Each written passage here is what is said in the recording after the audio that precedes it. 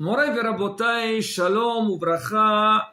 Ce Shabbat, on ira Be'ezrat Hashem, Parashat Wayera. De quoi il s'agit? Alors, la semaine dernière, on avait lu à la fin de la Parasha qu'Akadosh Baruch Hu avait ordonné à Abraham Avinu de faire la Brit Mila et tout son entourage. Et on sait très bien que une fois qu'il a fait la Brit Mila, il est fatigué. C'est ce qu'on voit chez le bébé, on dit le 3e jour. Alors, il y a la température, elle monte. Et à plus forte raison, quelqu'un comme Abraham Avinu, il était âgé, donc c'est pas du tout évident de supporter donc cette intervention de la Brit Mila. Akadosh Baruch Hu, il savait très bien qu'Abraham Avinu c'était quelqu'un qui faisait achnasat orhim. Toujours, il cherchait à avoir des invités. Abraham Avinu, il avait 2 buts derrière ça. Le premier, c'est aider les autres. Bien sûr, inviter, il y a des gens qui sont de passage, ils n'ont pas de quoi manger ou dormir. Abraham Avinu, Baruch Hashem, c'est quelqu'un de très généreux. Et aussi, Abraham Avinu, il voulait propager le nom d'Akadosh Baruch Hu. Et quand les gens y passaient, il leur parlait qu'il y a un maître du monde, il y a un créateur du monde, et on a besoin de le louer et le servir. Kadosh Baruch il a dit à l'état où il se trouve Abraham Avinu, c'est pas le moment qu'il fasse cette mitzvah, c'est pas grave. Une fois qu'il se rétablisse, il pourra faire cette mitzvah. Et Hachem, il a fait en sorte que cette journée-là, il a fait très très très chaud. Mais Hachem, il voit qu'Abraham Avinu, il n'était pas bien. Abraham Avinu, il s'est mis à l'entrée de sa tente pour voir s'il y a quelqu'un qui passe pour l'appeler et pour l'inviter. Mais Abraham Avinu, ça l'a beaucoup dérangé de ne pas faire cette mitzvah-là. Kadosh Baruch Hu, qu'est-ce qu'il a fait? Il lui a envoyé 3 anges. On dit Bidmut Anashim. Donc, il donnait l'impression que c'était des êtres humains. Abraham Avinu, il a couru vers eux pour faire cette mitzvah de Achnasat Orhim, pour qu'Abraham Avinu, il se réconforte qu'après tout, il a fait cette mitzvah. Ça, Rabotai, donc le contexte du début de notre paracha. Et là, Rabotai, on pourrait se poser pas mal de questions. La première des choses, on ne comprend pas du tout la souffrance d'Abraham Avinu. Abraham Avinu, tu sais très bien, quand est-ce que l'homme, il a l'obligation de faire une telle action, par exemple, Achnasat Orhim, quand il est dans un état qui peut le faire. Mais s'il est fatigué, il est malade, tu es dispensé de cette mitzvah. C'est pas le cas que tu as des invités chez toi et que tu fais rien, peut-être tu es gêné. Il n'y a pas d'invités, tant mieux. Comme on dit beaucoup de fois, Anous Rahamana Patre. Quelqu'un qui est dans un cas de force majeure, la Torah l'a dispensé. On le voit bien dans beaucoup de halachot, c'est qu'on dit, que ce soit, c'est pas seulement dans les jeunes, même des fois dans des mitzvot, tu peux pas. Donc Hachem, il comprend. Donc Abraham Avinu, pourquoi tu es angoissé, tu es inquiet? Ton état de santé, il ne te permet pas de faire cette mitzvah. C'est quoi cette souffrance?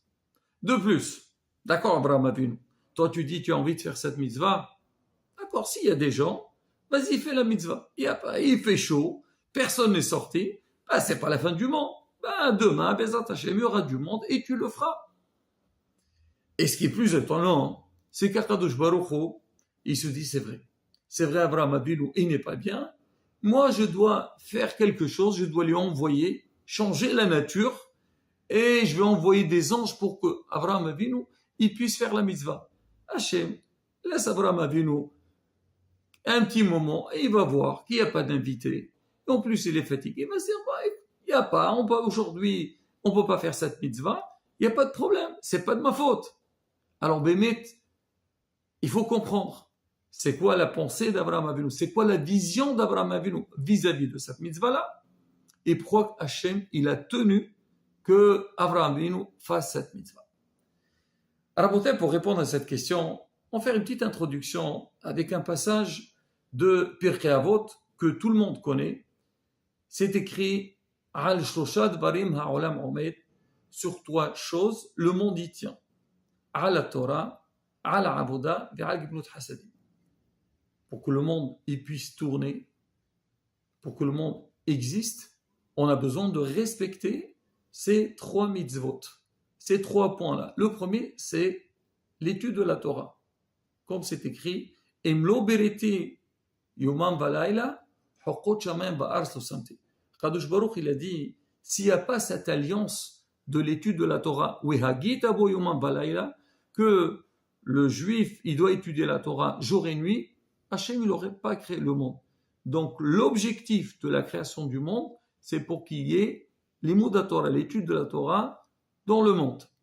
Et donc, ça, c'est une grande responsabilité pour nous, qu'on doit veiller à fixer un moment d'étude de Torah. C'est pas seulement, c'est que on est obligé, parce que c'est une mitzvah, et on dit qu'après 120 ans, c'est une des premières questions qu'on pose à l'homme.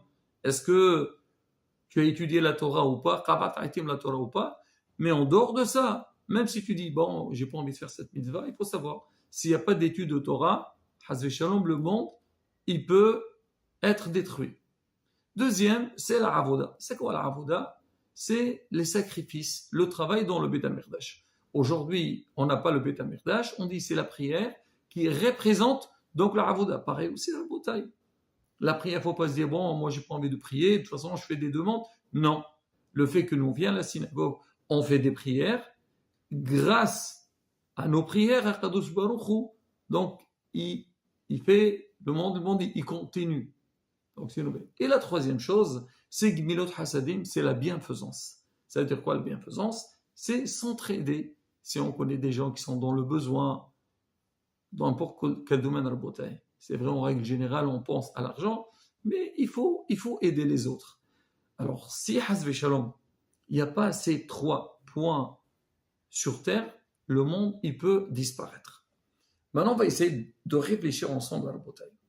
Quand Kadosh Baruch il dit, ou plutôt le Tana, il dit que grâce à l'étude de la Torah, le monde y tient. C'est-à-dire quoi? C'est quoi? Quand ça se présente, ça veut dire si j'ai un cours de Torah, j'étudie, là c'est bien. Mais s'il n'y a pas de cours de Torah, alors on est dispensé? Pas du tout. C'est pas ça le vrai sens. Donc, quand on a dit sur le monde tient sur la Torah, c'est-à-dire quoi? Il faut qu'il y ait toujours l'étude de la Torah. C'est-à-dire l'homme même plus que ça.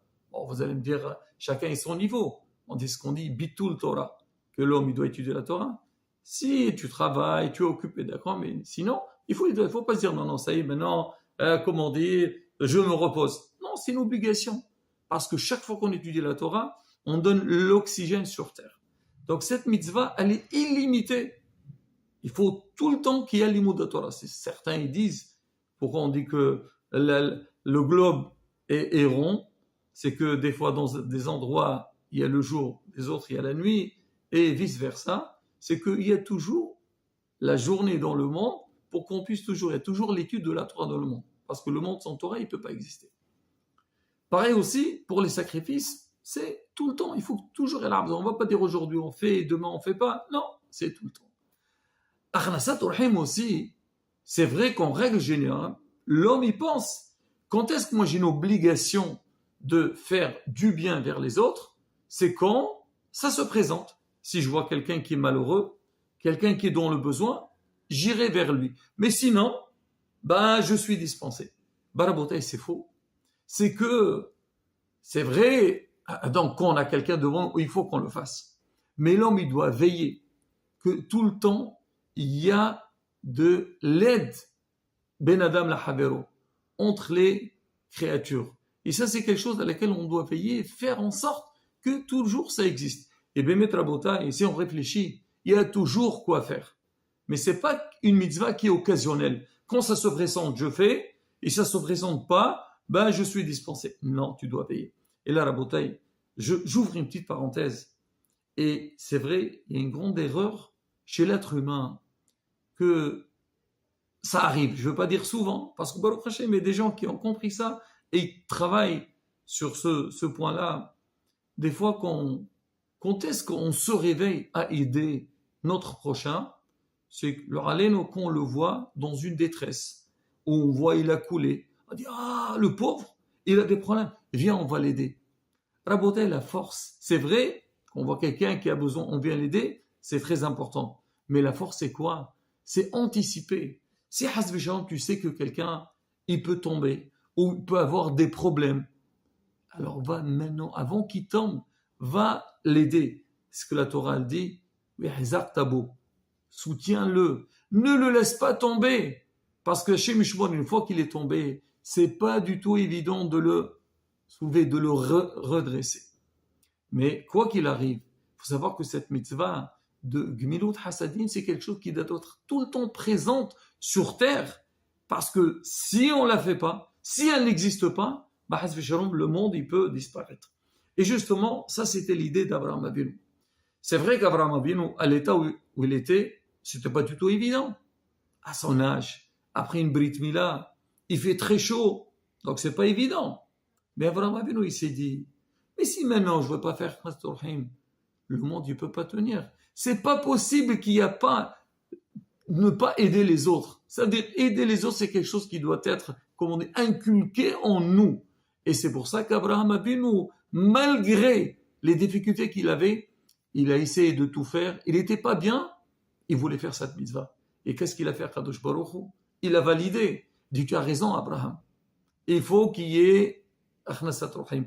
Il faut aider. Et il lui a envoyé des malachim. Et Rabotai, ça aussi, comme on dit, ça c'est un exercice pour nous. Dans la vie, quand l'homme, il essaye toujours de courir derrière les mitzvot, ça devient quelque chose de naturel.